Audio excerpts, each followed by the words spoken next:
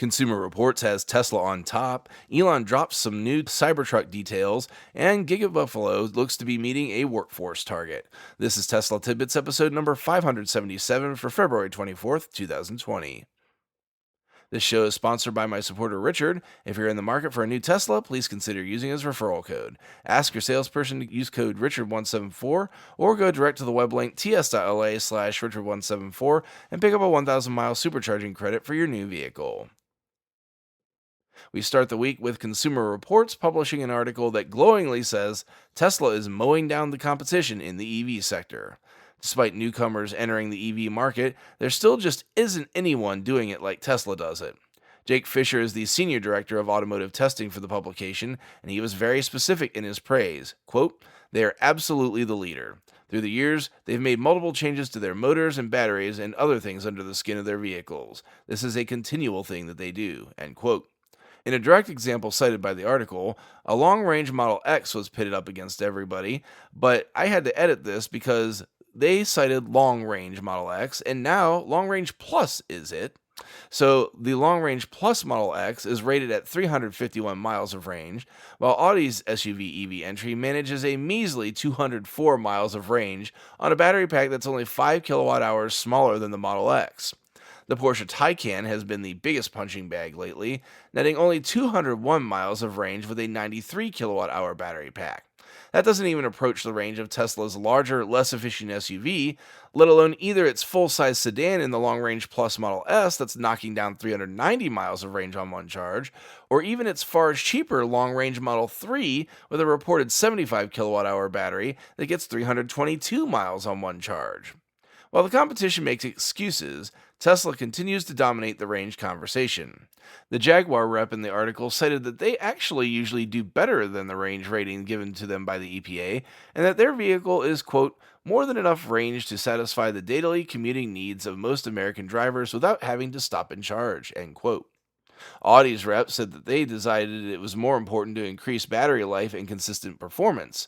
Apparently, the e-tron only uses 88% of the battery at any given time. Quote, "We utilized a different approach that prioritizes durability, longevity, and safety of the battery over maximizing range and performance in the e-tron." End quote. Lastly, the Porsche rep simply said that they wanted performance. Quote, "Porsche's first battery electric vehicle had to be a car that would capture the qualities that separate Porsche from the rest." End quote. The amazing thing is that despite the excuses offered by the three manufacturers, not only does Tesla surpass them in range, it also accomplishes everything that they say they sacrifice for their range as well. The Taycan is bested by the Model S performance in 0 to 60 time, Tesla batteries continue to put up impressive mileage totals for longevity, and provide even more range than Jaguar at a far better value on a cost per mile basis. Item number 2. Elon had some additional info to offer to us about CyberTruck via Twitter. Replying to a Teslarati article about CyberTruck's appeal among new competition, he offered what he thought the differentiator for CyberTruck was, followed by a couple of new tidbits. The first reply was, quote, "Active ride at height and active damping are game-changing for a truck or any car with a high max-min weight ratio," end quote. He followed that tweet saying, quote, "By the way, in some prior tweets I had said production Cybertruck would be about 80 inches wide versus 84 inches with the body width it unveiled. This is slightly too small, will be closer to 82 inches, but comes standard with upper laser blade lights," end quote. So we get a hard number now with the width of the Cybertruck, and confirmation that the blade lights that we saw equipped on the truck are a standard feature. Not sure of anyone that thought otherwise, as it's a pretty big part of the design, but always nice to get definitive confirmation of any features on an unreleased vehicle. Our final item tonight comes via Teslarati, and it's good news from Giga Buffalo. The factory has long been under scrutiny from locals due to the huge tax breaks it received from the state government in exchange for guarantees of employment for residents. While Tesla has been mum on details while it worked to get Model 3 to the production levels it desired, both the mayor of Buffalo as well as its assemblyman got to tour their facility recently and report that the factory employs over 1,100 folks. This is still a bit more than 300 short of the goal set for April 2020, but with the recent announcements by Tesla that it intends to make solar more of a priority, they'll certainly need more help at the factory to make that happen. Assemblyman Ryan said, quote, "I was pleasantly surprised. It was encouraging to see solar roofs, batteries, and charging stations being built in the facility," end quote.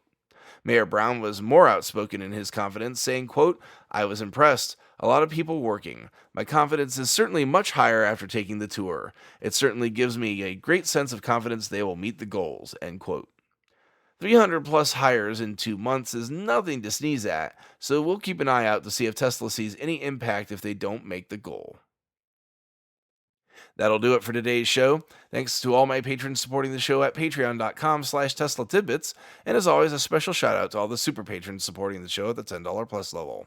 They are Ryan Scarborough, Lee Sweet, William Henry Crew III, Dory and Steve Guberman, Ralph and Cheryl Waterhouse, Megawatt Photovoltaic Development, Todd Sullivan, Mitch Long, Zortec LED Canada, Morven Ogg, Raymond and Deborah Malkowitz, T Sportline, Travis and Cheyenne Rush, Chris Hovis, Craig Murphy, Vicky Kirk, Ricky Johnston, Nathan Garza, Paul Gona, Ed Patterman, and Sunil Joseph.